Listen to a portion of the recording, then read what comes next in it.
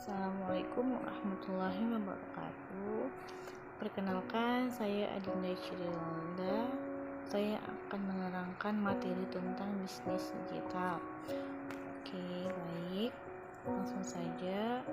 Di pertemuan kedua, manajemen risiko perbankan adalah cara sebuah bank dalam mengatasi kemungkinan terjadinya kerugian yang harus ditanggung dalam pemberian kredit, penanaman investasi, atau transaksi yang lain yang dapat berbentuk kehilangan keuntungan.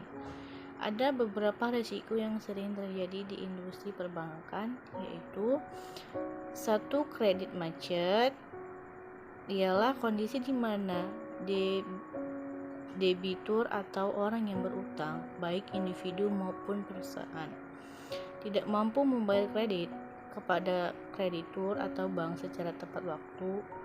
Yang kedua, risiko likuiditas, yaitu ketidakmampuan sebuah bank untuk memenuhi kewajiban yang jatuh tempo dari sumber pendanaan arus kas yang dapat digunakan tanpa mengganggu aktivitas dan kondisi keuangan dari bank itu sendiri. Yang ketiga, risiko operasional, yaitu di mana risiko ini atas kelalaian manusia dalam mencari informasi dan proses dalam operasional sehari-hari maupun penipuan dan tindakan ilegal seperti penarikan saldo oleh hacker yang tidak diketahui oleh pihak bank maupun nasabah. Yang B, manajemen harapan adalah sebuah cita-cita atau tujuan dalam melakukan suatu tindakan tertentu, seperti dalam pembangunan bisnis. Tentu saja cita-cita kita agar bisnis yang kita bangun itu dapat bermanfaat dan banyak digunakan oleh masyarakat umum. Tapi tentu saja dalam melakukan itu ada yang namanya gap, yaitu rintangan saat kita memulai atau menjalankan sebuah bisnis tidak sesuai dengan realita, jauh dari apa yang kita cita-citakan. Untuk pertemuan ketiga, yaitu tentang materi kurva turn-around dan kurva perilaku konsumen. Kurva turn-around adalah sebuah kondisi di mana ketika sebuah perusahaan mengalami masa-masa krisis atau hampir bangkrut dan dapat mengatasi kondisi krisis tersebut dan bangkit kembali. Yang B, kurva perilaku konsumen adalah sebuah kondisi di mana konsumen merasa puas atau seberapa puas konsumen itu dalam mengkonsumsi suatu barang. Ada dua jenis kurva perilaku konsumen, yaitu 1. Kurva marginal utility, yaitu di mana saat semakin banyak jumlah yang dikonsumsi maka akan semakin turun tingkat kepuasannya. Yang kedua, kurva total utility, yaitu saat semakin banyak jumlah barang semakin meningkat pula kepuasan terhadap barang tersebut. Di pertemuan 4, di sini ada materi tentang pasar agregat.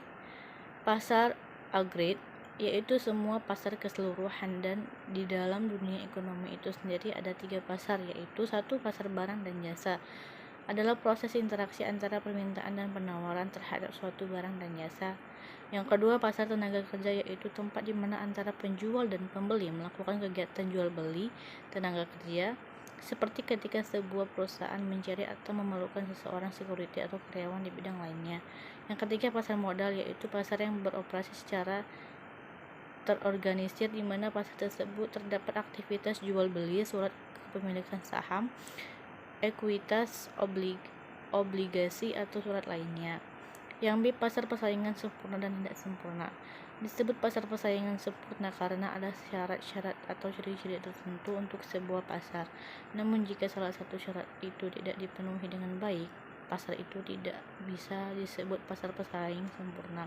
Sedangkan pasar persaing tidak sempurna adalah ketika para penjual dapat mengendalikan harga produk. Nomor 5, ada materi tentang pasar tenaga kerja.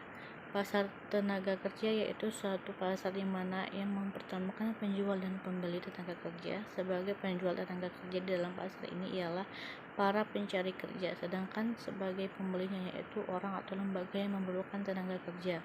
Ada hal yang harus diketahui tentang pasar tenaga kerja ini, yaitu angkatan kerja, yaitu penduduk yang mempunyai pekerjaan atau yang sedang mencari kesempatan untuk melakukan pekerjaan yang produktif. Seseorang yang memiliki hak untuk bekerja ialah orang yang berusia 16 tahun sampai 60 tahun ke atas Seseorang yang memiliki kesempatan kerja tapi dia tidak memiliki pekerjaan tersebut atau pengangguran istilahnya. Hal ini merupakan masalah yang pasti ada di semua negara. Selain itu, setiap negara juga memiliki masalah lain, yaitu inflasi atau kenaikan harga secara terus-menerus. Pertemuan ke-6 materinya tentang pasar modal. Pasar modal yaitu pasar yang beroperasi secara terorganisir, di mana pasar tersebut terdapat aktivitas jual beli surat kepemilikan saham, ekuitas, obligasi atau surat lainnya. Ada beberapa bagian dalam pasar modal yang sering ditemukan di Indonesia, yaitu satu, perusahaan sekuritas, yaitu perusahaan yang bergerak di bidang saham yang dapat memperjualbelikan saham-saham atau surat perusahaan lain. Yang kedua, perusahaan futures, yaitu sebuah perusahaan yang hanya menjual sebuah komoditas atau nilai dari suatu barang yang tidak ada fisiknya. Baik, sekian dari penjelasan saya. Apabila ada kesalahan, saya mohon maaf. Sekian dan terima kasih.